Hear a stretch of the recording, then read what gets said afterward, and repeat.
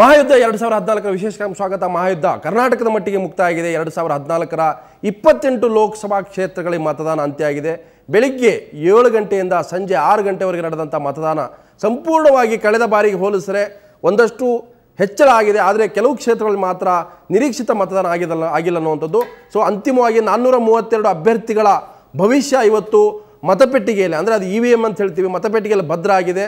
ಮೇ 16ಕ್ಕೆ ಅವರ ಭವಿಷ್ಯ ಹೊರಗಡೆ ಬರುತ್ತೆ. ಯಾರು ಗೆಲ್ತಾರೆ ಯಾರು ಸೋಲ್ತಾರೆ ಅನ್ನೋದು. ಸೊ ರಾಜ್ಯದ ಮತದಾರ ಭವಿಷ್ಯ ಬರೆದಿದ್ದಾನೆ, ಅದು ಗೌಪ್ಯವಾಗಿದೆ. ಸೀಕ್ರೆಟ್ ಬ್ಯಾಲೆಟಲ್ಲಿ ತನ್ನ ತೀರ್ಮಾನವನ್ನು ಪ್ರಕಟ ಮಾಡಿದ್ದಾನೆ. ಒಟ್ಟು 432 ಅಭ್ಯರ್ಥಿಗಳ ಭವಿಷ್ಯ ಈಗ ಭದ್ರವಾಗಿದೆ. ಅಂತಿಮವಾಗಿ ನಡೆದಂಥ ಚುನಾವಣೆಯ ಫಲಿತಾಂಶ ಕಾಯಬೇಕಾಗುತ್ತೆ ಮೇ 16ರವರೆಗೂ. ಇಡೀ ದೇಶದ ಇವತ್ತು 5ನೇ ಹಂತದ ಮತದಾನ ಆಗಿದೆ. 121 ಲೋಕಸಭಾ ಕ್ಷೇತ್ರಗಳಲ್ಲಿ ಒಟ್ಟು 19 ಕೋಟಿ ಮತದಾರರು ಮತವನ್ನು ಚಲಾಯಿಸುವಂಥ ಅಧಿಕಾರ ಹೊಂದಿದ್ರು. ಸೊ ಕರ್ನಾಟಕದಲ್ಲಿ ಒಂದೇ ಹಂತದಲ್ಲಿ 28 ಲೋಕಸಭಾ ಕ್ಷೇತ್ರಗಳ ಚುನಾವಣೆ ಅಂತ್ಯ ಆಗಿದೆ. ಇಲ್ಲಿವರೆಗೂ ಸಿಕ್ಕಂಥ ಒಟ್ಟು ಮತದಾನದ ಶೇಕಡಾವಾರು ಮಾಹಿತಿ ನಮಗೆ ಲಭ್ಯ ಆಗಿದೆ. ಅಧಿಕೃತವಾಗಿ ಚುನಾವಣಾ ಆಯೋಗ ಇನ್ನಷ್ಟೇ ಪ್ರಕಟ ಮಾಡಬೇಕಾಗಿದೆ. ಆದರೆ ಒಂದು ಆಯೋಗದ ಮೂಲಗಳ ಪ್ರಕಾರ 65% ಮತದಾನ ಆಗಿದೆ ಅನ್ನೋಂಥದ್ದು. ಸೊ ಯಾವ್ಯಾವ ಕ್ಷೇತ್ರದಲ್ಲಿ ಎಷ್ಟು ಮತದಾನ ಆಗಿದೆ ನೋಡ್ಕೊಂಬರೋಣ. ಇದು 5 ಗಂಟೆ 30 ನಿಮಿಷದವರೆಗಿನ ಮತದಾನದ ಪ್ರಮಾಣ. ಒಟ್ಟು 2014 ಈ ಚುನಾವಣೆಯಲ್ಲಿ 65% ಮತದಾನ ಆಗಿದೆ ಅನ್ನುವಂಥದ್ದು. ಇನ್ನೂ ಅಧಿಕೃತವಾದಂಥ ಒಂದು ಮಾಹಿತಿ ಹೊರಬಿಡಬೇಕಾಗುತ್ತೆ.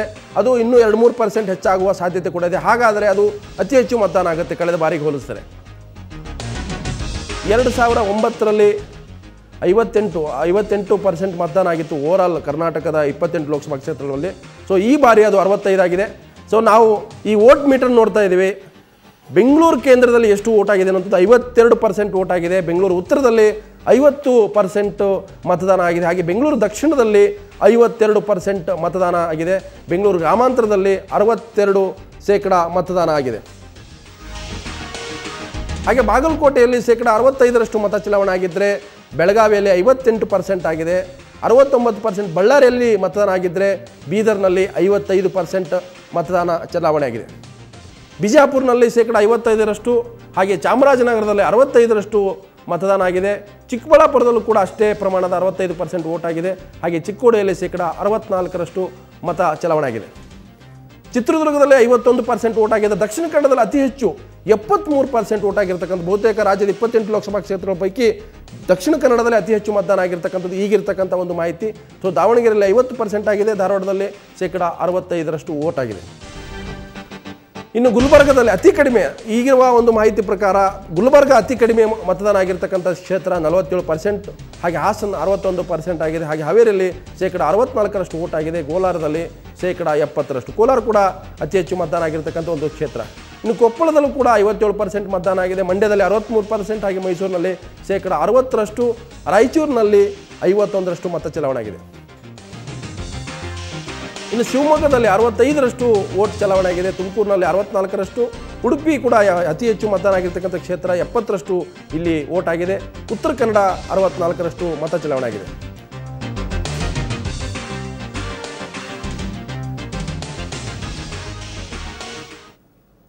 ಮತದಾನ ಆಗಿದೆ. ಮತದಾನ ಆದ ನಂತರ ಲೆಕ್ಕಾಚಾರಗಳನ್ನು, ಯಾವ ಪಕ್ಷದ ತಲೆಯಲ್ಲಿ ಎಷ್ಟು ಸೀಟ್ಗಳು ಬರುತ್ತೆ ಅವರ ಲೆಕ್ಕಾಚಾರ ಏನು, ಮೆಥಮೆಟಿಕ್ಸ್ ಏನು, ಕಾಂಗ್ರೆಸ್ ಎಷ್ಟು ಸೀಟ್ ಗೆಲ್ಬೋದು, BJP ಎಷ್ಟು ಗೆಲ್ಬೋದು, JDSನ ಲೆಕ್ಕಾಚಾರ ಏನು, ಅದ್ರ ಜೊತೆಗೆ ಯಾವ ಕ್ಷೇತ್ರದಲ್ಲಿ ಆಗಿರತಕ್ಕಂಥ ಮತಗಳು ಇದ್ದಾವೆ, ಶೇಕಡಾವಾರು ಮತಗಳಿದ್ದಾವೆ, ಅದು ಯಾರಿಗೆ ಲಾಭ ತಂದು ಕೊಡ್ಬೋದು, ಯಾರಿಗೆ ತೊಂದರೆ ಮಾಡ್ಬೋದು.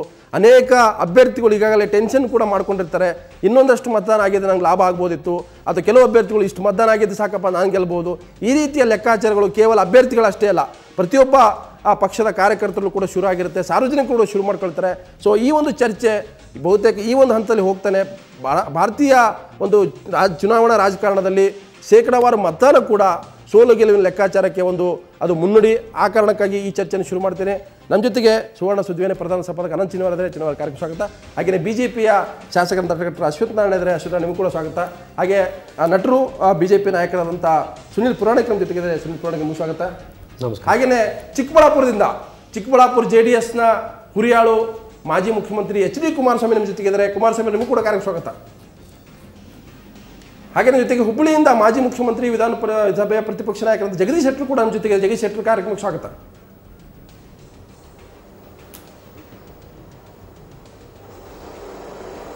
ಹಾಗೆಯೇ ಶಿವಮೊಗ್ಗದಿಂದ ಕಾಂಗ್ರೆಸ್ನ ಹುರಿಯಾಳು ಮಂಜುನಾಥ್ ಭಂಡಾರಿ ಕೂಡ ನಮ್ಮ ಜೊತೆಗೆ ಸೇರ್ಕೊಳ್ತಾರೆ. ಮಂಜುನಾಥ್ ಭಂಡಾರಿ ಕಾರ್ಯಕ್ರಮ ಸ್ವಾಗತ.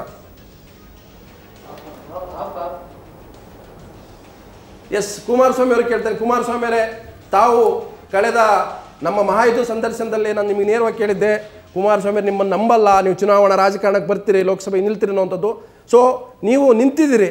ಈ ಒಂದು ಚಿಕ್ಕಬಳ್ಳಾಪುರ ಲೋಕಸಭಾ ಅಖಾಡದಲ್ಲಿ ನಿಮ್ಮ ಲೆಕ್ಕಾಚಾರ ಏನು ಅನ್ನಿಸ್ತಾ ಇದೆ? ಫಲಿತಾಂಶ ಯಾವ ಥರ ಇರುತ್ತೆ? ಮತದಾನ ಮುಕ್ತಾಯ ಆಗಿದೆ.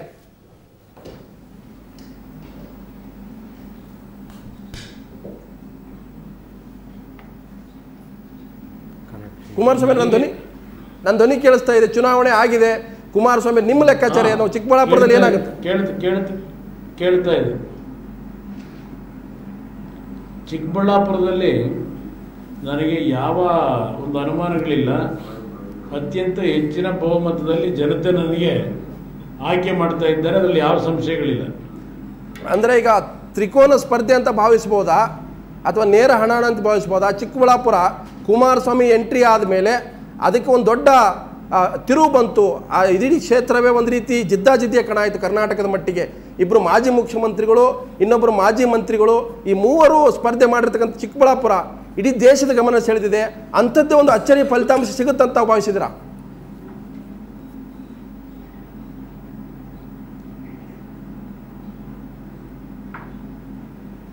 ನನಗೆ ಇದರಲ್ಲಿ ಯಾವ ಅನುಮಾನ ಬೇಡ ಅಂತ ಮೊದಲೇ ಹೇಳಿದ್ದೇನೆ. ಅಚ್ಚರಿ ಫಲಿತಾಂಶ ಏನಿಲ್ಲ.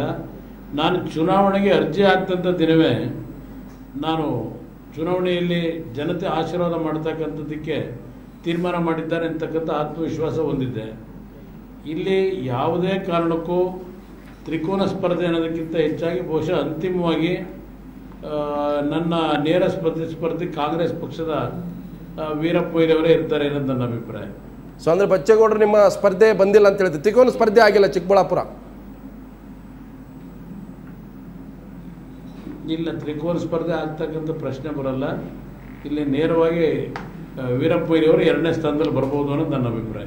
ಎಸ್, ನಿಮ್ಮ ಕಾನ್ಫಿಡೆನ್ಸನ್ನು ನಾನು ಯಾಕಂತಂದರೆ ಮೆಚ್ತೀನಿ. ಯಾಕಂದರೆ ಪ್ರತಿಯೊಬ್ಬರು ಕೂಡ ಸ್ಪರ್ಧೆ ಮಾಡಿದಂಥವ್ರು ಗೆಲ್ಲಬೇಕಂತ ನಿಲ್ತಾರೆ, ಸೋಲ್ಬೇಕಂತ ಯಾರೂ ನಿಲ್ಲೋದಿಲ್ಲ. ಅದು ಪಕ್ಷೇತರ ಅಭ್ಯರ್ಥಿ ಇರ್ಬೋದು, ಯಾವುದೇ ಒಂದು ರಾಷ್ಟ್ರೀಯ ಪಕ್ಷದ ಅಭ್ಯರ್ಥಿ ಇರ್ಬೋದು. ನಾನು ಕುಮಾರಸ್ವಾಮಿ ಒಂದು ಪ್ರಶ್ನೆ, ಕರ್ನಾಟಕದ ಲೋಕಸಭಾ ಕ್ಷೇತ್ರಗಳ ಪೈಕಿ ನಿಮ್ಮ ಪಕ್ಷ, ನಿಮ್ಮ ನೇತೃತ್ವದ JDS ಎಷ್ಟು ಸ್ಥಾನಗಳನ್ನು ಗೆಲ್ಲಬಹುದು? ಈಗ ಚುನಾವಣೆ ಮುಗಿದಿದೆ.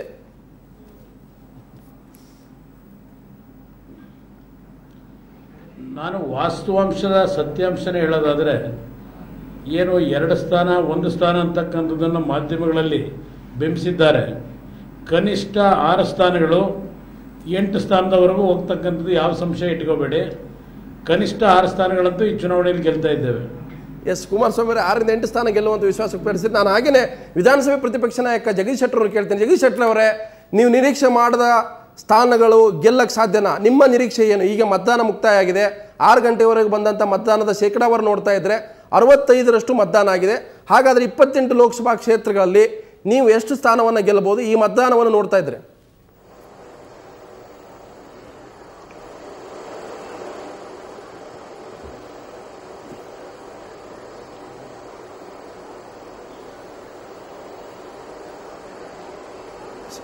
ಜಗದೀಶ್ ಶೆಟ್ಟರ್, ನನ್ನ ಧ್ವನಿ ಕೇಳ್ತಾ ಇದೆಯಾ?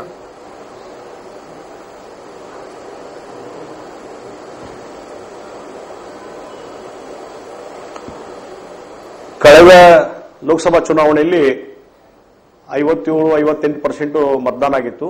ಈ ಬಾರಿ ಮತದಾರರಲ್ಲಿ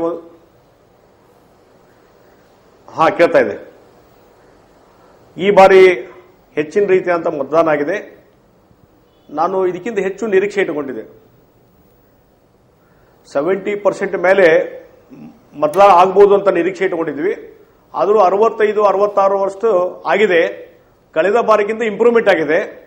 ಮತ್ತು ಯಾವುದೇ ಸಂದರ್ಭದಲ್ಲಿ ಮತದಾನ ಹೆಚ್ಚಳ ಆದಾಗ ಭಾರತೀಯ ಜನತಾ ಪಾರ್ಟಿಗೆ ಯಾವಾಗಲೂ ಹೆಚ್ಚಿನ ರೀತಿಯಾದಂಥ ಒಂದು ಸ್ಥಾನ ಸಿಕ್ಕಿದೆ, ಹೆಚ್ಚಿನ ರೀತಿಯಾದಂಥ ಬೆಂಬಲ ಸಿಕ್ಕಿದೆ. ಮತ್ತು ಇವತ್ತಿನ ಕರ್ನಾಟಕದ ಸ್ಥಿತಿಯನ್ನು ನಾವು ನೋಡಿದಾಗ ಮತ್ತು ಜನರ ಬೆಂಬಲ ಬಿಜೆಪಿಗೆ ನೋಡಿದಾಗ ಮತ್ತು ನರೇಂದ್ರ ಮೋದಿ ಅವರ ಸಮರ್ಥ ನಾಯಕತ್ವ ಅದಕ್ಕೆ ಸಿಗ್ತಕ್ಕಂಥ ಒಂದು ಬೆಂಬಲ ಉತ್ತೇಜನ ನೋಡಿದಾಗ ಕರ್ನಾಟಕದಲ್ಲಿ ಬಿಜೆಪಿಗೆ 20ಕ್ಕೂ ಹೆಚ್ಚು ಸ್ಥಾನಗಳನ್ನೇ ನಾವು ವಿಜಯಶಾಲಿ ಆಗ್ತೇವೆ ಅನ್ನೋಂಥ ವಿಶ್ವಾಸ ನನಗಿದೆ. ಇದು ಭಾಳ ಓವರ್ ಕಾನ್ಫಿಡೆನ್ಸ್ ಅನ್ಸಲ್ವಾ ಜಗದೀಶ್ ಶೆಟ್ಟರ್ ಅವರೇ? ಈಗ ಸಿದ್ದರಾಮಯ್ಯ ಹೇಳ್ತಾರೆ ನಾವು 20 ಸೀಟು, ನೀವು 20 ಸೀಟು, ಕುಮಾರಸ್ವಾಮಿ ಪಕ್ಷ 8 ಸೀಟು, ಸೊ ಎಷ್ಟು 48 ಸೀಟ್ ಆಗುತ್ತೆ ಜಗದೀಶ್ ಶೆಟ್ಟರ್ ಅವರೇ?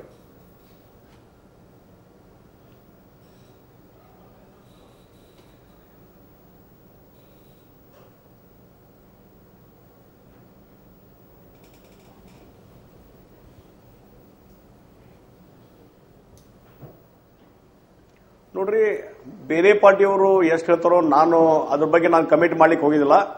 ನಾನು ಇಡೀ ರಾಜ್ಯದಲ್ಲಿ ಸುತ್ತಾಡಿದ್ದೇನೆ. ಒಂದು 16-17 ಲೋಕಸಭಾ ಕ್ಷೇತ್ರಗಳಲ್ಲಿ ಪ್ರವಾಸ ಮಾಡಿದ್ದೇನೆ, ಸಭೆಗಳನ್ನು ಉದ್ದೇಶಿಸಿ ಮಾತಾಡಿದ್ದೇನೆ, ಜನರ ಜೊತೆ ಸಂಪರ್ಕ ಮಾಡಿದ್ದೇನೆ, ಜನರ ಒಂದು ಮೈಂಡ್ ಸೆಟ್ ತಿಳ್ಕೊಂಡಿದ್ದೇನೆ. ಮತ್ತು ನರೇಂದ್ರ ಮೋದಿ ಅವರಿಗೆ ಸಿಗ್ತಕ್ಕಂಥ, ನಾವೇನು ಪ್ರಧಾನಮಂತ್ರಿ ಅಭ್ಯರ್ಥಿ ಅಂತ ನಾವು ಘೋಷಣೆ ಮಾಡಿದ ಮೇಲೆ ನರೇಂದ್ರ ಮೋದಿ ಅವರಿಗೆ ಸಿಗ್ತಕ್ಕಂಥ ಒಂದು ಸಮರ್ಥನೆ ಜನರದ್ದು, ಆ ಆಧಾರ ಮೇಲೆ ಹೇಳ್ತಾ ಇದ್ದೀನಿ. ಮತ್ತು ಹಿಂದಿನ ಲೋಕಸಭಾ ಚುನಾವಣೆ ಅವೆಲ್ಲವನ್ನೂ ನಾವು ವೆರಿಫೈ ಮಾಡಿದಾಗ ಪ್ರತಿ ಚುನಾವಣೆಯಲ್ಲಿ, ಲೋಕಸಭಾ ಚುನಾವಣೆಯಲ್ಲಿ ಭಾರತೀಯ ಜನತಾ ಪಾರ್ಟಿಗೆ ಒಂದು ಹೆಚ್ಚಿನ ಶಕ್ತಿ ಕರ್ನಾಟಕದಲ್ಲಿ ಸಿಕ್ಕಿದೆ. ಈ ಲೋಕಸಭಾ ಚುನಾವಣೆಯಲ್ಲಿ ಸಹಿತ ಇದೇ ನಾನು ಸ್ಪಷ್ಟವಾಗಿ ಹೇಳ್ತೀನಿ, 20ಕ್ಕೂ ಹೆಚ್ಚು ಸೀಟ್ಗಳನ್ನು ನಾವು ಪಡ್ಕೊಂತೀವಿ. ಎಸ್, ಒಂದು ನಿಮಿಷ ನಾನು ಕುಮಾರಸ್ವಾಮಿ ನಿಮ್ಮನ್ನು ಕೇಳ್ತೀನಿ. ಜಗದೀಶ್ ಶೆಟ್ಟರ್ ಅವರು ಬಹಳ ಕಾನ್ಫಿಡೆನ್ಸ್ ಅಲ್ಲಿದ್ದಾರೆ. ನರೇಂದ್ರ ಮೋದಿ ಅವರ ಅಲೆ ಇದೆ, ಕಳೆದ ಬಾರಿಗಿಂತ ಹೆಚ್ಚು ಶೇಕಡಾವಾರು ಮತದಾನ ಆಗಿದೆ, ಪರ್ಸೆಂಟೇಜ್ ಇನ್ಕ್ರೀಸ್ ಆಗಿದೆ, ನಾವು 20ಕ್ಕೂ ಹೆಚ್ಚು ಸೀಟ್ ಗೆಲ್ತೀವಿ ಅಂತ ಹೇಳ್ತಾರೆ. ಕಾಂಗ್ರೆಸ್ ಕೂಡ 20 ಸೀಟ್ ಅಂತ ಹೇಳ್ತಾರೆ. ಹಾಗಾದ್ರೆ ಏನು ಲೆಕ್ಕಾಚಾರ ಕುಮಾರಸ್ವಾಮಿ ಇದು?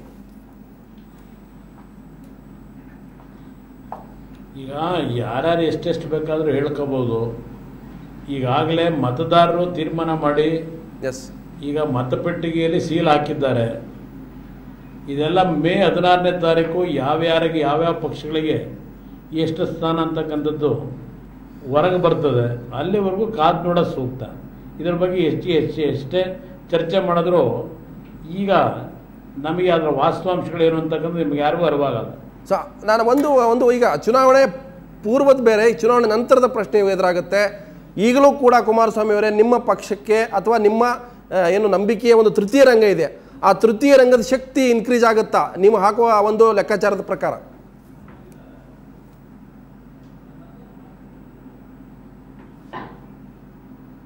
ಪ್ರಾದೇಶಿಕ ಪಕ್ಷಗಳು ಹಲವಾರು ರಾಜ್ಯದಲ್ಲಿ ಇವತ್ತು 2 ರಾಷ್ಟ್ರೀಯ ಪಕ್ಷಗಳ ಎಷ್ಟೇ ಒಂದು ಹಣದ ವೆಚ್ಚವನ್ನು ಮಾಡಿ ಚುನಾವಣೆಯಲ್ಲಿ ಗೆಲ್ತಕ್ಕಂಥ ಗುರಿ ಇಟ್ಟಿದ್ರು, ಇವತ್ತು ರಾಷ್ಟ್ರೀಯ ಪಕ್ಷಗಳು ಇವತ್ತು ಯಾವೊಂದು ಹೋರಾಟ ಮಾಡ್ತಾ ಇದ್ದಾರೆ ಅದನ್ನು ಮೆಟ್ಟಿ ನಿಲ್ತಕ್ಕಂಥ ಶಕ್ತಿ ಹಲವಾರು ರಾಜ್ಯದ ಪ್ರಾದೇಶಿಕ ಪಕ್ಷಗಳಿದ್ದಾವೆ. ಈಗ ಪ್ರಾದೇಶಿಕ ಪಕ್ಷಗಳು ಬಹುಶಃ ಹೆಚ್ಚಿನ ಸ್ಥಾನಗಳನ್ನು ಗೆಲ್ತಾರೆ. ಇಲ್ಲಿ ಕಾಂಗ್ರೆಸ್ ಮತ್ತು BJPಗೆ ಅವರ ಸರ್ಕಾರ ರಚನೆ ಮಾಡುವಷ್ಟು ಈ ಬಾರಿ NDA ಮತ್ತು UPAಗಳಿಗೆ ಬಹುಮತ ದೊರಕೋದಿಲ್ಲ. ಅದರಿಂದ ಅಂತಿಮವಾಗಿ ಪ್ರಾದೇಶಿಕ ಪಕ್ಷಗಳಿಗೆ ಯಾವುದಾದ್ರೂ ಒಂದು ಪಕ್ಷ ಬೆಂಬಲ ಕೊಡಬೇಕಾಗುತ್ತೆ. ಬಹುಶಃ ಕಾಂಗ್ರೆಸ್ ಪಕ್ಷದವರು ಈಗಾಗಲೇ ತಯಾರಾಗಿದ್ದಾರೆ. ಪ್ರಾದೇಶಿಕ ಪಕ್ಷದ ಯಾರಾದರೂ ಒಬ್ಬರು ಪ್ರಧಾನಮಂತ್ರಿಯನ್ನ ಆಯ್ಕೆ ಮಾಡ್ಕೋತಾರೆ. ಅಂದ್ರೆ ಕಾಂಗ್ರೆಸ್ ಬೆಂಬಲಿತ ತೃತೀಯ ರಂಗ ಅಧಿಕಾರಕ್ಕೆ ಬರುತ್ತೆ ನಿಮ್ಮ ಪ್ರಕಾರ? ಅದು ಇರ್ತಕ್ಕಂಥ ವಾಸ್ತವಾಂಶ. ಅದು ಮತ್ತೆ ದೇವೇಗೌಡರಿಗೆ ಅಧಿಕಾರದಿಂದ ಕೆಳಗಿಳಿಸಿದ ಕಾಂಗ್ರೆಸ್ ತಾನೆ? ನಾನು ದೇವೇಗೌಡರು ಪ್ರಧಾನಮಂತ್ರಿ ಆಗ್ತಾರೆ ಅಂತ ಹೇಳ್ತಾ ಇಲ್ವಲ್ಲ. ಅಲ್ಲ, ದೇವೇಗೌಡ ಪಕ್ಷದ ನಾಯಕರು ಪ್ರಧಾನಮಂತ್ರಿ ಆಗ್ಬೋದು ಅಂತ ಹೇಳಿದ್ದೇನೆ. ಸೊ ಈ ತೃತೀಯ ರಂಗದಿಂದ ಯಾರನ್ನ ಅಂತಿಮವಾಗಿ ಪ್ರಾದೇಶಿಕ ಪಕ್ಷಗಳು ಆಯ್ಕೆ ಮಾಡ್ತಾರೆ ಅಂಥವ್ರು ಪ್ರಧಾನಮಂತ್ರಿಗಳಾಗ್ತಾರೆ ಅಷ್ಟೇ. ಸೊ ಅಂದ್ರೆ ಕಾಂಗ್ರೆಸ್ ಮೇಲೆ ನಂಬಿಕೆ ಇದೆ, ಈಗಲೂ ಕೂಡ ಬಾಯಿ ಬೆಂಬಲ ಕೊಡ್ತಾರೆ ಅಂತ ತೃತೀಯ ರಂಗಕ್ಕೆ? ಇಲ್ಲ, ಕೊಡ್ಲೇಬೇಕಾದ್ರೆ ಬೇರೆ ಮಾರ್ಗನೇ ಇಲ್ಲ ಕಾಂಗ್ರೆಸ್ನವರಿಗೆ. ಅಂದ್ರೆ ನೀವು ಮೋದಿ ಅವರಂತೂ 100 ಸೀಟ್ ಬರಲ್ಲ. ಯಾವ್ದಾದ್ರು ಒಂದು ಬೇರೆ ಪಕ್ಷಕ್ಕೆ ಅವ್ರು ಬೆಂಬಲ ಕೊಡಲೇಬೇಕು. ಅದ್ರ ಅನುಕೂಲ ಸಿಂಧು ಆಗಲ್ವಾ? ನೀವು ಪ್ರೀಪೋಲ್ ಅಲಯನ್ಸ್ ಇಲ್ಲ, ಪೋಸ್ಟ್ ಪೋಲ್ ಅಲಯನ್ಸ್ ಮಾಡ್ಕೊತೀರಿ. ಇಲ್ಲ ಈಗ ಅನುಕೂಲ ಸಿಂಧು ಪ್ರಶ್ನೆ ಅಲ್ಲ. ಫ್ರ್ಯಾಕ್ಚರ್ ವರ್ಡಿಕ್ಟ್ ಬಂದಾಗ ಆಗ ಅಂತಿಮವಾಗಿ ಹಲವಾರು ರಾಜಕೀಯ ಪಕ್ಷಗಳು ಕೂತು ಒಂದು ಸರ್ಕಾರ ರಚನೆ ಮಾಡಬೇಕು ಅಂದರೆ ಆ ರೀತಿಯ ಒಂದು ತೀರ್ಮಾನ ಮಾಡಲೇಬೇಕಾಗುತ್ತೆ. ಅದು ಅನುಕೂಲ ಸಿಂಧು ಅಂತ ಯಾಕೆ ಕರೀತೀರಿ? ತಾವೇ ಹೇಳ್ತೀರಿ ತೃತೀಯ ರಂಗದ ಅನೇಕ ಪ್ರಧಾನಿಗಳನ್ನು ಕೆಳಗಿಳಿಸಿದ ಕಾಂಗ್ರೆಸ್, ಇವ್ರು ನಂಬಕ್ಕಾಗಲ್ಲ, ಇವ್ರ ಜೊತೆ ಸೇರಕ್ಕಾಗಲ್ಲ. ಅಂದರೆ ಮೋದಿ ಅವರನ್ನು ಹೊರಗಿಡಕ್ಕೆ ನೀವು ಒಂದಾಗ್ತೀರಿ ಅಂತ ಆಗುತ್ತೆ. ಅದು ಅನುಕೂಲ ಸಿಂಧು ಅಲ್ಲದೆ ಇನ್ನೇನು ಕುಮಾರಸ್ವಾಮಿ ಅವರೇ?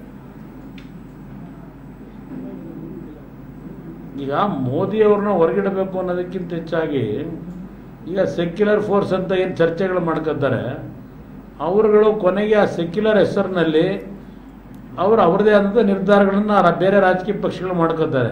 ಇಲ್ಲಿ ನರೇಂದ್ರ ಮೋದಿಯನ್ನು ಹೊರಗಿಡ್ತಾರೆ ಅನ್ನೋದಕ್ಕಿಂತ ಹೆಚ್ಚಾಗಿ ನರೇಂದ್ರ ಮೋದಿಯವರ ನಡವಳಿಕೆ, ಅವರಿಗಿರ್ತಕ್ಕಂಥ ಅವರ ಒಂದು ಇದೇನು ಇಟ್ಕೊಂಡಿದ್ದಾರೆ ವಿಷನ್ಗಳು, ಅದಕ್ಕೆ ಹಲವಾರು ರಾಜಕೀಯ ಪಕ್ಷಗಳು ವಿರೋಧ ಇದ್ದಾರೆ.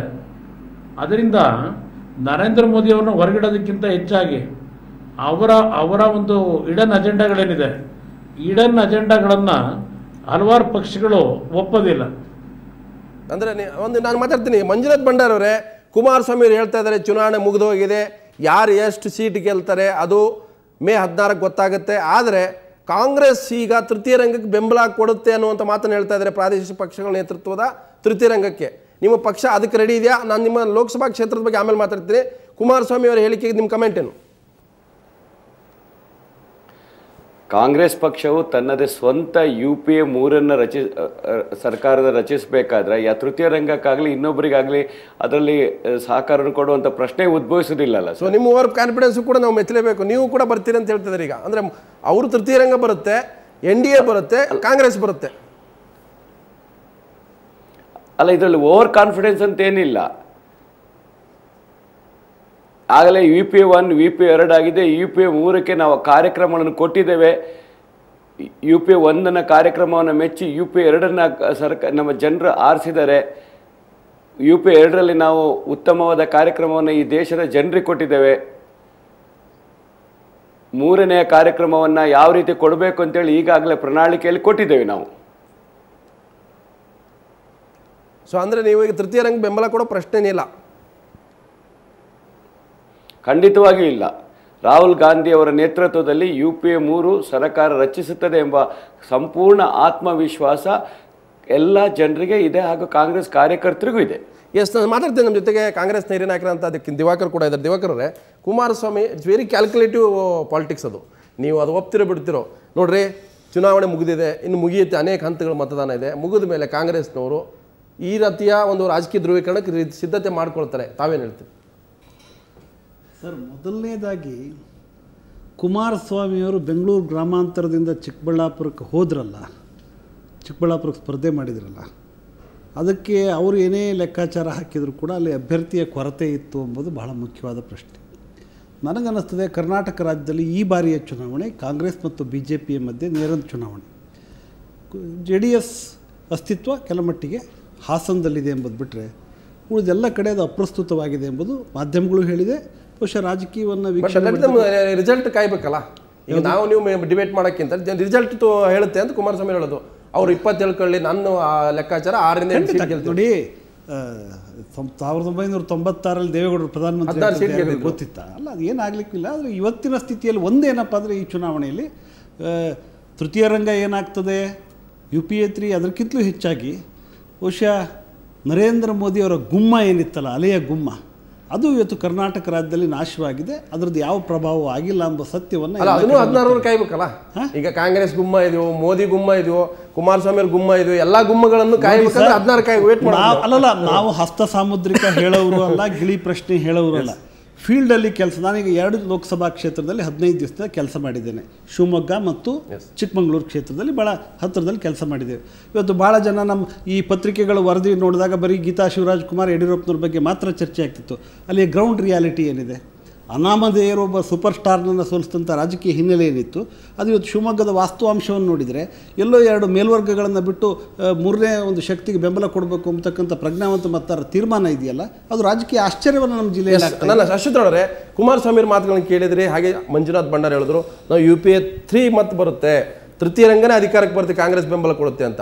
ಅಂದರೆ ಒಂದು BJPಯನ್ನು ಅಧಿಕಾರದಿಂದ ಹೊರಗಿಡಕ್ಕೆ ಈಗಾಗಲೇ ಅವರು ಒಂದು ರೀತಿ ಮಾನಸಿಕ ಸಿದ್ಧತೆ ಮಾಡ್ಕೊಳ್ತಾ ಇದ್ದಾರೆ ಅನ್ನೋಂಥ ಅನುಮಾನ ಬಂದೇ ಬರುತ್ತೆ. ಅನುಮಾನ ಸ್ಪಷ್ಟವಾಗಿ ಅವರು ಹೇಳುವ ಮಾತುಗಳು ನೋಡೋದು. ಅವ್ರು ಏನೇ ಇವತ್ತು ಮಾತಾಡ್ಕೊಳ್ಳಿಕ್ಕೆ ಅವಕಾಶ ಮೇ 16ರವರೆಗೂ ಪಾಪ ಮಾತಾಡ್ಲಿಕ್ಕೆ ಅವಕಾಶ ಇದೆ. ಅಲ್ಲಿವರೆಗೂ ಮಾತಾಡಲಿಕ್ಕೆ ಈಗ ಅವಕಾಶ ಮಾಡಿಕೊಟ್ಟಿರೋದೇ ಅವ್ರಿಗೆ ಮಾತಾಡಲಿಕ್ಕೋಸ್ಕರ. ಏನಿವತ್ತೆಲ್ಲ ಪ್ರಿಡಿಕ್ಷನ್ಸ್ ಆಗಲಿ, ಒಂದು ಗ್ರೌಂಡ್ ಲೆವೆಲ್ನಲ್ಲಿ ಸೆಪ್ಸಾಲಜಿಸ್ಟ್ ಆಗಲಿ, ಒಂದು ಸರ್ವೆಗಳು ನಡೆದಿರುವಂಥದ್ದು ಇವತ್ತೆಲ್ಲ ಹೆಚ್ಚು ಕಡಿಮೆ ಪ್ರಿಡಿಕ್ಷನ್ಸ್ ಎಲ್ಲ ಹೆಚ್ಚು ಕಡಿಮೆ ಸರಿ ಬರುವಂಥದ್ದು ಇರುವಂಥದ್ದು ನಾವು ನೋಡಿರುವಂಥದ್ದು. ಹಾಗಾಗಿ ಇವತ್ತೇನು ನಮ್ಮ NDA ಸರ್ಕಾರ ಬರುವಂಥದ್ದು ಖಚಿತವಾಗಿರುವಂಥದ್ದು. ಮತ್ತು ನಮ್ಮ ರಾಜ್ಯದಲ್ಲೂ ನಾವು ನೋಡಿದಾಗ ಕಳೆದ ಬಾರಿನೂ ನಾವು 19 ಸೀಟ್ ಇಟ್ಕೊಂಡಿದ್ದೀವಿ. ಈ ಬಾರಿ ತಾವೇ ನೋಡಿದಾಗ 58% ಇವತ್ತು 65ಕ್ಕೆ ಬಂದು 65ಕ್ಕೆ 5 ಗಂಟೆವರೆಗೂ 7% ಇನ್ನೂ ಹೆಚ್ಚಿಗೆ ಆಗ್ಬೋದು, ಒಂದು 2-3% ಆಗ್ಬೋದು. 2-3%. ಈ ಸಂಖ್ಯೆ ನೋಡಿದಾಗ ನಿಮ್ಗೆ 9% ಜಾಸ್ತಿ ಆದಾಗ ಖಂಡಿತ ನೀವು ಏನು ಒಂದು ಅನಾಲಿಸಿಸ್ ನೋಡಿದಾಗ ಖಂಡಿತ ಮೋದಿ ಫ್ಯಾಕ್ಟರ್ 100% ಸರ್, 100% ಅದ್ರ ಬಗ್ಗೆ ಡೌಟೇ ಇಲ್ಲ.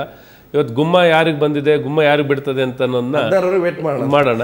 ಅದರಲ್ಲಿ ನೋಡಿದಾಗ ಪಾಸಿಟಿವ್ ಆಗಿ ನಮಗೆ ಕಾನ್ಫಿಡೆನ್ಸ್ ಏನಿದೆ, ಇವತ್ತು 20 ಸೀಟು ಖಂಡಿತ ನಾಟ್ ಲೆಸ್ ದೆನ್ 20 ಸೀಟ್ಸ್ ಖಂಡಿತ ಗೆಲ್ತೀವಿ. ಎಸ್ ಅನಂತೀಗ 3 ಫ್ಯಾಕ್ಟರ್ ನೋಡಿದ್ವಿ ನಾವು. ಒಂದು ಕಡೆ ಮೋದಿ ನೇತೃತ್ವದ NDA ಬಂದೇ ಬರುತ್ತೆ ಅಂತ ಅವ್ರು ಹೇಳ್ತಾರೆ, 200+, ಅದು 230 ಅದು ಬೇರೆ. ಕಾಂಗ್ರೆಸ್ ಹೇಳ್ತಾರೆ ಅದು UPA 3 ಬಂದೇ ಬರುತ್ತೆ. ಕುಮಾರಸ್ವಾಮಿ ಅವರು ಹೇಳ್ತಾರೆ ನೋಡಿ ಥರ್ಡ್ ಫ್ರಂಟ್ ಬರುತ್ತೆ, ಕಾಂಗ್ರೆಸ್ನವರು ಅದು ಕೊಡಲೇಬೇಕಾಗತ್ತೆ ಬೆಂಬಲ ಅಂತ. ಅಂದರೆ 3 ಜನರ ಲೆಕ್ಕಾಚಾರಗಳು ಭಾಳ ಕಾನ್ಫಿಡೆನ್ಸಲ್ಲಿದೆ ಅಂತ. Amazing quality of our political leaders. ಅದೇ ಪಬ್ಲಿಕ್ ಪೋಸ್ಚರಿಂಗ್ ಇದೆಯಲ್ಲ, ಪಬ್ಲಿಕ್ ಪೋಸ್ಚರ್ ಒಳಗಡೆ ಏನಾಗ್ತಿರುತ್ತೆ ಅಂತ ಅವ್ರಿಗೆ ಗೊತ್ತಿರುತ್ತೆ. ಅಂತರಂಗದಲ್ಲಿ ಅವರಿಗೆ ಗ್ರೌಂಡ್ ರಿಯಾಲಿಟಿ ಖಂಡಿತ ಗೊತ್ತಿರುತ್ತೆ. They are not fool, they know it very well, they know it better than any of us. ಆದರೆ ಪಬ್ಲಿಕ್ ಪೋಸ್ಚರಿಂಗ್ ಅದು ಯಾಕೆ ಅವ್ರು ಮಾಡಲೇಬೇಕಾಗತ್ತೆ ಅಂತಂದರೆ ಅವರ ಪಕ್ಷದಲ್ಲಿ ಆ ಸ್ಥೈರ್ಯವನ್ನು ಅವ್ರು ಉಳಿಸ್ಕೊಳ್ಳೇಬೇಕಾಗತ್ತೆ. ಸೊ ಇವತ್ತು ಕುಮಾರಸ್ವಾಮಿ ಅವರು 6ರಿಂದ 8 ಸೀಟ್ಗಳನ್ನು ಗೆಲ್ತೀವಿ ಅಂತ ಹೇಳೋದು, BJP ಕಾಂಗ್ರೆಸ್ 20 ಸೀಟ್ ಹೇಳ್ತೀವಿ ಅನ್ನೋದು it is a routine, we are use to it. ಎಲ್ಲರೂ ಹಾಗೆ ಕ್ಲೈಮ್ ಮಾಡ್ತಾರೆ. ಬಟ್ ಕುಮಾರಸ್ವಾಮಿ ಅವ್ರನ್ನ ಕೇಳಬೇಕಾಗಿರೋದು, ಕುಮಾರಸ್ವಾಮಿ ಅವರು ನನ್ನ ಧ್ವನಿ ಕೇಳಿಸ್ತಿದ್ರೆ ಕುಮಾರಸ್ವಾಮಿ ಅವರೇ 6ರಿಂದ 8 ಸೀಟ್ಗಳು ಅಂತ ಹೇಳ್ತಿರಲ್ಲ, ಯಾವುದು ಅಂತ ತಮ್ಮ ಲೆಕ್ಕಾಚಾರದ ಪ್ರಕಾರ ಈ 6ರಿಂದ 8 ಸೀಟ್ಗಳು ಯಾವುದು ಅಂತ ತಾವು ಹೇಳ್ಬಹುದಾ? ಡೆಫಿನೆಟ್ ಆಗಿ ಹೇಳಿ ಸರ್. ಈಗ ಚಿಕ್ಕಬಳ್ಳಾಪುರ, ಕೋಲಾರ, ತುಮಕೂರು, ಮಂಡ್ಯ, ಹಾಸನ್, ಶಿವಮೊಗ್ಗ, ಚಿತ್ರದುರ್ಗ, ಈವನ್ ಮೈಸೂರು 50-50 ಚಾನ್ಸ್ ಇದೆ. ಬೆಂಗಳೂರು ಗ್ರಾಮಾಂತರ. ಸೊ 8 ಸೀಟ್ ಆಯಿತು. 8 ಸೀಟ್ ಆಯಿತು. ಸೊ ಇಲ್ಲೆಲ್ಲ ಯಾವ ಫ್ಯಾಕ್ಟ್ರಿ ಕೆಲಸ ಮಾಡಿದೆ ಅಂತ ತಮ್ಗನ್ಸುತ್ತೆ? 9 ಸೀಟ್ವರೆಗೂ ಬರ್ತದೆ. 3, 6, 2, 8 ತಾವು ಹೇಳಿದ ಪ್ರಕಾರ. ಈಗ ಜನ ಬೆಂಬಲದ ಫ್ಯಾಕ್ಟ್ರು ಇದರಲ್ಲಿ 100% ವರ್ಕೌಟ್ ಆಗಿದೆ. ಚಿಕ್ಕಬಳ್ಳಾಪುರದಲ್ಲಿ, ಕೋಲಾರದಲ್ಲಿ ಆಂಟಿ ಇನ್ಕಂಬೆನ್ಸಿ ಅಗೇನೆಸ್ಟ್ ಕಾಂಗ್ರೆಸ್. ಮಂಡ್ಯದಲ್ಲಿ ನಮ್ಮ ಪಕ್ಷ ಒಗ್ಗಟ್ಟಿನಿಂದ ಕೆಲಸ ಮಾಡಿದ್ದಾರೆ. ಬೆಂಗಳೂರು ಗ್ರಾಮಾಂತರದಲ್ಲೂ ಅಚ್ಚರಿ ರಿಸಲ್ಟೇ ನಿಮಗೆ ಕಾದಿದೆ. ನಿಮಗೆ ಬೆಂಗಳೂರು ಗ್ರಾಮಾಂತರ ವೀಕ್ ಕ್ಯಾಂಡಿಡೇಟ್ ಅಂತ ನೀವು ತಿಳ್ಕೊಂಡಿದ್ದೀರಿ, ಆದ್ರೆ ಅಚ್ಚರಿ ರಿಸಲ್ಟ್ ಬರೋದು ನಮಗೆ ಗೊತ್ತಿದೆ. ಜನಗಳ ಮಧ್ಯದಲ್ಲಿ ಕೆಲಸ ಮಾಡಿದ್ದೇನೆ. ತುಮಕೂರು ಕುಮಾರಸ್ವಾಮಿ ಅವರೇ ಇವತ್ತೇ ನೀವು ತೀರ್ಮಾನ ಮಾಡ್ಕೋಬಹುದು. ಕುಮಾರಸ್ವಾಮಿ ಅವರೇ, ಬೆಂಗಳೂರು ಗ್ರಾಮಾಂತರದಲ್ಲಿ JDS ಗೆಲ್ಲದ ಅಚ್ಚರಿ ರಿಸಲ್ಟ್ ಅಂತ ನೀವು ಹೇಳ್ತಿರೋದೇ ಆಶ್ಚರ್ಯದ ವಿಷಯ. ಬೆಂಗಳೂರು ಗ್ರಾಮಾಂತರ ನನ್ನ ಕೋಟೆ, ಅದು ನನ್ನ ಕೈಲಿದೆ ಅಂತ ನೀವು ಬಹಳ ಕಾನ್ಫಿಡೆಂಟ್ ಆಗಿ ಹೇಳಬೇಕಾಗಿತ್ತು. JDS ಗೆಲ್ಲದ ಅಚ್ಚರಿ ಅಂತ ಹೇಳ್ತಾ ಇದ್ದೀರಾ. ದಟ್ ಈಸ್ ಒಂದು ರೀತಿಯಲ್ಲಿ ನೀವು ಬಿಟ್ಟು ಕೊಡ್ತಾ ಇದ್ದೀರಿ ಗುಟ್ಟನ್ನ. ಅಂದ್ರೆ ಬೆಂಗಳೂರು ಗ್ರಾಮಾಂತರ ನನಗೆ ಸುಲಭ ಇಲ್ಲ ಅನ್ನೋದನ್ನ ಹೇಳ್ತಿದ್ದೀರಿ. ಬಟ್ ನಾನು ನಿಮ್ಮನ್ನ ಇನ್ನೊಂದು ಕೇಳೋದು, ಬೆಂಗಳೂರು ಗ್ರಾಮಾಂತರ ಒಂದೇ ಒಂದು ವಿಷಯ, ನನ್ನ ಪ್ರಶ್ನೆಯನ್ನು ಮುಗಿಸ್ಬಿಡ್ತೀನಿ. ಒಂದೇ ನಿಮಿಷ ಶನಿವಾರ ಹೇಳಿ. ನಾನು ಇನ್ನೊಂದು ವಿಚಾರ ಕೇಳಲಿಕ್ಕೆ ಇಷ್ಟಪಡೋದು, ಆಂಟಿ ಇನ್ಕಂಬೆನ್ಸಿ ಕಾಂಗ್ರೆಸ್ಗಿದೆ ಅಂತಂದ್ರಲ್ಲ, ಲೋಕಸಭಾ ಚುನಾವಣೆ ಅಂತ ಬಂದಾಗ ಕಾಂಗ್ರೆಸ್ ವಿರುದ್ಧದ ಅಥವಾ ಯಾವುದೇ ಎರಡು ಪ್ರಮುಖ ಪಕ್ಷಗಳನ್ನು ನಾವು ನೋಡ್ತೀವಿ, BJP ಮತ್ತು ಕಾಂಗ್ರೆಸ್. ಒಂದರೆ ಆಂಟಿ ಇನ್ಕಂಬೆನ್ಸಿಯ ಲಾಭ ಸಾಮಾನ್ಯವಾಗಿ ಇನ್ನೊಂದು ರಾಷ್ಟ್ರೀಯ ಪಕ್ಷಕ್ಕೆ ಹೋಗುತ್ತೆ ಅನ್ನೋದು ಒಂದು ಭಾವನೆ. ಸೊ ಈ ಆಂಟಿ ಇನ್ಕಂಬೆನ್ಸಿ ತಮಗೆ ಫಲ ಕೊಡುತ್ತೆ ಅಂತ ಹೇಗೆ ಹೇಳ್ತೀರಿ? What is the confidence? What is the reason for your confidence? ಇಲ್ಲಿ ಪಕ್ಷದ ಬಗ್ಗೆ ಅಲ್ಲ ಆಂಟಿ ಇನ್ಕಂಬೆನ್ಸಿ ಇರೋದು. ಪಕ್ಷದ ಬಗ್ಗೆ ಅನ್ನೋದಕ್ಕಿಂತ ಹೆಚ್ಚಾಗಿ ಅಲ್ಲಿರ್ತಕ್ಕಂಥ ಹಿಂದಿನ ಲೋಕಸಭಾ ಸದಸ್ಯರ ಬಗ್ಗೆ ಆಂಟಿ ಇನ್ಕಂಬೆನ್ಸಿ ಇರ್ತಕ್ಕಂಥದ್ದು. ಅವರ ಬಗ್ಗೆ ಜನತೆ ಇವತ್ತು ನಂಬಿಕೆ ಕಳ್ಕೊಂಡಿದ್ದಾರೆ. ಸ್ಥಳೀಯವಾಗಿ ನಾನು ಇಲ್ಲಿ ಚರ್ಚೆ ಮಾಡಬೇಕಂತ ಅನವಶ್ಯಕ ನಿಮ್ಮ ಹತ್ರ. ನಾನು ಹೇಳಿದೆ ಮೇ 16ಕ್ಕೆ ನಿಮ್ಗೆ ರಿಸಲ್ಟ್ ಬರ್ತದೆ. ಈಗ ನಾವು ಏನೇ ಚರ್ಚೆ ಮಾಡಿದ್ರೆ ಇದು ಬರೀ ಚರ್ಚೆಗೆ ಸ್ಥಿಮಿತವಾಗಿರ್ತದೆ ಇದಷ್ಟೇ. ಕೋಲಾರ, ಚಿಕ್ಕಬಳ್ಳಾಪುರ, ತುಮಕೂರು, ಬೆಂಗಳೂರು ಗ್ರಾಮಾಂತರ, ಮಂಡ್ಯ, ಇವತ್ತೇನು ಹೇಳಿದ್ದೇನೆ ಈ ರಿಸಲ್ಟ್ ನಾನು ಮೇ 16 ನಿಮ್ಮ ಜೊತೆ ಚರ್ಚೆ ಮಾಡ್ತೇನೆ. ಎಸ್ ಅವ್ರ ಕಾನ್ಫಿಡೆನ್ಸ್ ಕೂಡ ನಾವು ಮೆಚ್ಚಬೇಕು. ಒಂದು ಜಗದೀಶ್ ಶೆಟ್ಟರ್ ಅವರು ಪ್ರಶ್ನೆ ಕೇಳ್ತೀನಿ, ಒಂದು ಬ್ರೇಕ್ ತೊಗೊಳ್ತೀನಿ. ಜಗದೀಶ್ ಶೆಟ್ಟರ್ ಅವರು ಕುಮಾರಸ್ವಾಮಿ ಹೇಳ್ತಾ ಇದ್ದಾರೆ, ನಾವು ಈಗ ಓಟನ್ನು ತಗೊಂಡಾಗಿದೆ, ರಿಸಲ್ಟ್ಗೆ ಮಾತ್ರ ವೇಟ್ ಮಾಡ್ತಾ ಇದ್ದೀವಿ. ಒಂದು ವೇಳೆ ರಿಸಲ್ಟ್ ಬಂದ ಮೇಲೆ ನಾವು ತೃತೀಯ ರಂಗ ಸರ್ಕಾರ ಮಾಡ್ತೀವಿ, ಕಾಂಗ್ರೆಸ್ನವ್ರಿಗೆ ಬೇರೆ ದಾರಿನಿಲ್ಲ ಅಂತ ಹೇಳ್ತಿದ್ದಾರೆ. ಶೆಟ್ಟರ್ ಅವರು ನಿಮ್ಮನ್ನು ಅಧಿಕಾರದಿಂದ ಹೊರಗಿಡ್ತಾರೆ ಅವರು.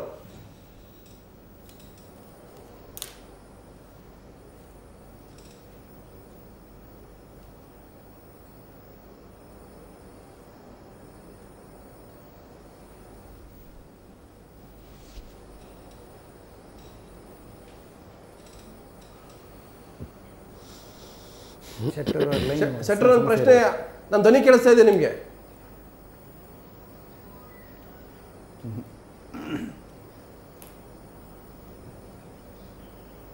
ಎಸ್, ನಾನು ಶೆಟ್ಟರ್ ಜೊತೆ ಆಮೇಲೆ ಮಾತಾಡ್ತೀನಿ, ಯಾಕಂತಂದ್ರೆ ತಾಂತ್ರಿಕ ಸಮಸ್ಯೆ ಆಗಿದೆ. ಅದಕ್ಕಿಂತ ಮೊದಲು ಒಂದು ಬ್ರೇಕ್.